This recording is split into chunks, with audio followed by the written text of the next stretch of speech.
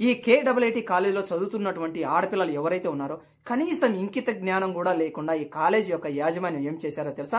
అర్ధరాత్రి వేళ 12 గంటల సమయంలో ఆ కాలేజీలో ఉన్నటువంటి బస్సులు ఏవైతే ఉంటాయో వాటిలో తీసుకుని వెళ్లి ఒడిశాలో ఉన్నటువంటి బస్టాండ్ ఏదైతే ఉందో కనీసం బస్టాండ్లో కూడా వదిలేకుండా 200 మీటర్ల దూరంలోనే వదిలేశారట ఆ ఆడపిల్లల్ని.